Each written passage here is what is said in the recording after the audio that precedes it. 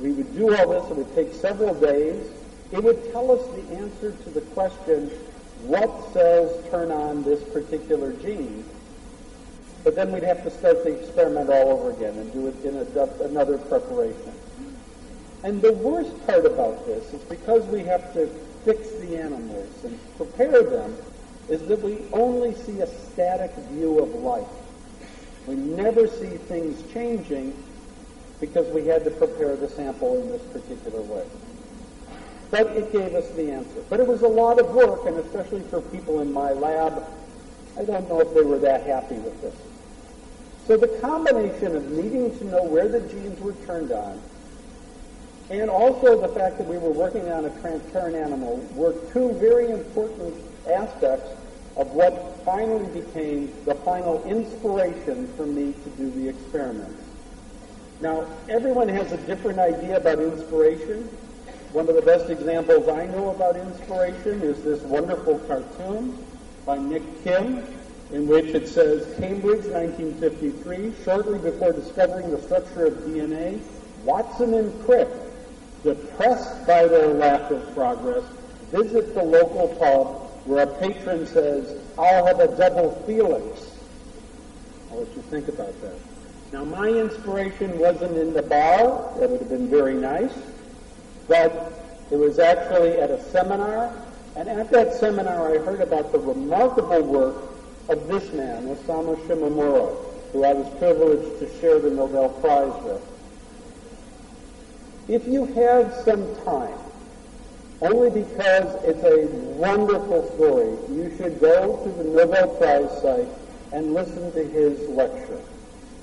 Because he had a very hard road to his discoveries. He's a remarkable individual. Let me explain what I mean. When he was 16 years old, he was told he could no longer go to school and had to work in a factory. Now, the factory was not in the city where he grew up, but it was on the other side in the adjacent valley on the other side of some mountains, and he had to travel for that, and he started working there. That turned out to be very fortunate for him because, unfortunately, the city that he grew up in was the Japanese city of Nagasaki, and that's where the atomic bomb exploded. He went in, he was saved because he was on the other side of the mountains, but he went in and rescued people and treated people after the explosion. But of course, the atomic bomb destroyed the city and also destroyed the university he was going to go to. So he had to wait several years, finally went to the pharmacy school, started doing some work, and I won't give the long story which you should listen to on the Nobel Prize site. But eventually he got interested in a fundamental problem of biology that is definitely non-translational. And that is that there are several organisms, glowworms, bacteria, fungi, fireflies, and some jellyfish that produce light. And he was interested in the biochemistry that was the basis that allowed these organisms to produce light. And he went to work in the United States at Friday Harbor Labs in Washington State. And in this work, he was a complete failure for almost the entire summer. He would make preparations from jellyfish, but they would not light up. He tried over and over and over again to do this. Finally, it was late at night. His latest preparation didn't work at all.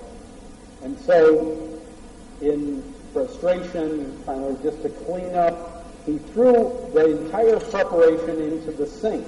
Now, the sink had jellyfish parts and seawater in it, and he just threw his samples away in the sink, turned off the light, and was about to go home when he looked back at the sink and found that the sink was glowing brightly. From this, he realized that the one thing missing in his experiment was something in seawater, calcium. And so when he added calcium, he was able to get blue light. And he was able then to use that as a way of purifying the protein, which he called a quorum, after the jellyfish Aquaria Victoria.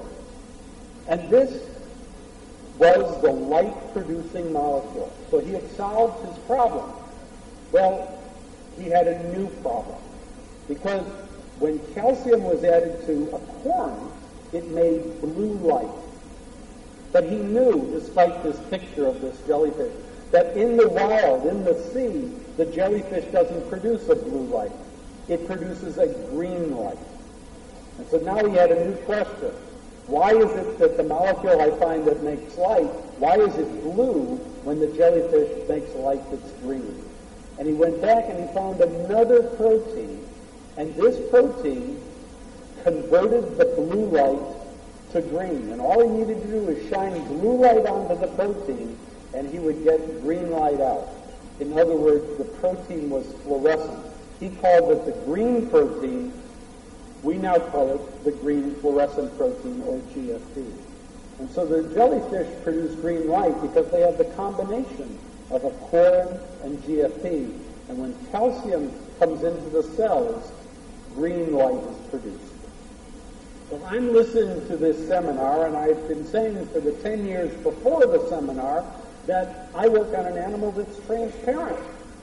And so it doesn't take a lot of genius to say, if we could turn this light on in the animal, we would be able to see where the genes are turned on, only by looking at the green light.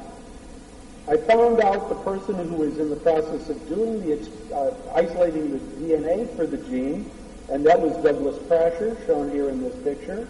And I was fortunate to have a new graduate student, Dia Skirkin, come to the lab, where she was interested in this project, and she started working on it.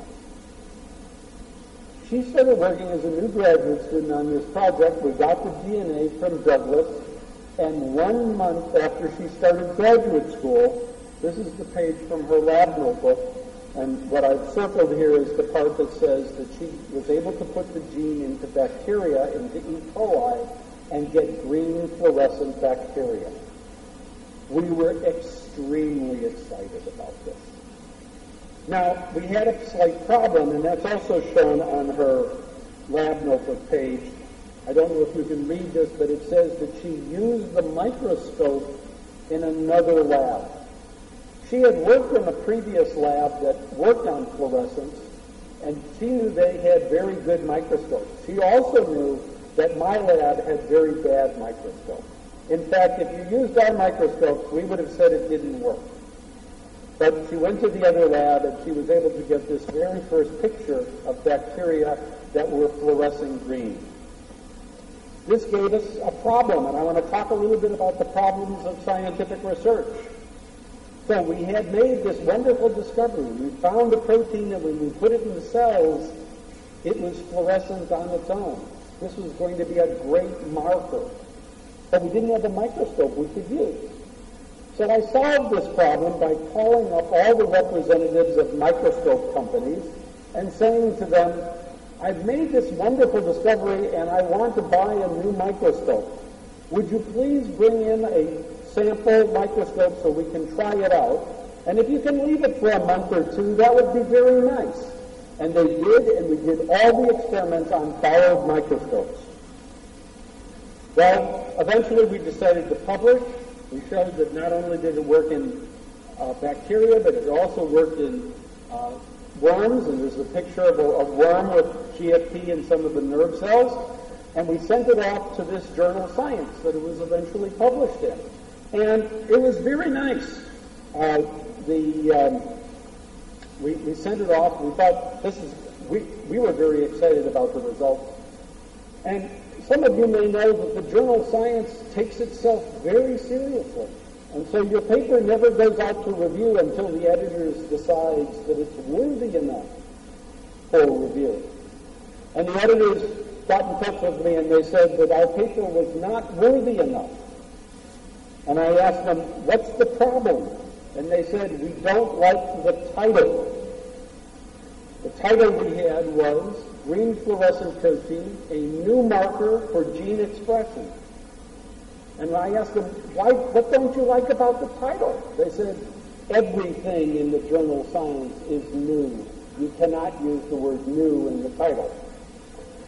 Now, I don't think I'm different from a lot of other scientists in that I really do not like people telling me what to do. So when they said that I had to change the title, I changed the title to a rather long title, which is this one. The Aporia victoria green fluorescent protein needs no exogenously added component to produce a fluorescent product in prokaryotic or eukaryotic cells. This is actually the entire paper as a title. I was a little bit angered. And fortunately, the reviewers liked the paper and they accepted it for publication. And then I got a call from the copy editor, and the copy editor said, you know, this title of yours, it's very long. Do you think you could make it a little shorter? And I said, yes, now that the paper is accepted, I think I can. So the final title became Green Fluorescent Protein as a Marker for Gene Expression. And that's what the paper is titled now. We also had another problem, and that's exemplified by this picture that was on the cover. We sent in this picture, and I was very excited about this because this is a living animal, and this is a growing nerve cell. That's the end of the nerve cell growing out, the growth cones for people that are in neurobiology. And I was very excited that we could actually watch the cell growing in the living animal. And so I sent them the picture. They liked the picture, but the cover editor called me up and said, although we really like the picture, we have a problem. We really never like to have the color green on our cover. Can we change the color of the cells? I said, no, I really don't like that idea. I had one final problem with this paper. There were a lot of problems. The final problem was that when I was asked, when we did the experiments, I didn't wait for publication. I told as many people as possible about this. I was very excited. I wanted other people to try this.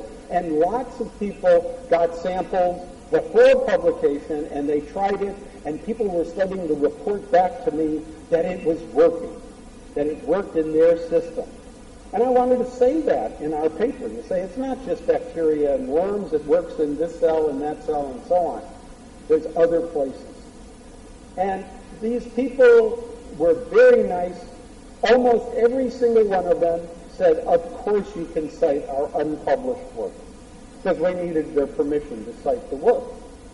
One person, however, gave me a very hard time. This person. You probably can't read this. I'll read the letter. Marty, it is perfectly fine with me if you cite our work in your science paper, provided you meet the following conditions. 1, you make coffee each Saturday morning for the next 2 months, ready by 8:30 a.m. 2, you prepare a special French dinner at a time of your choosing. And 3, you empty the garbage nightly for the next month. This is my wife.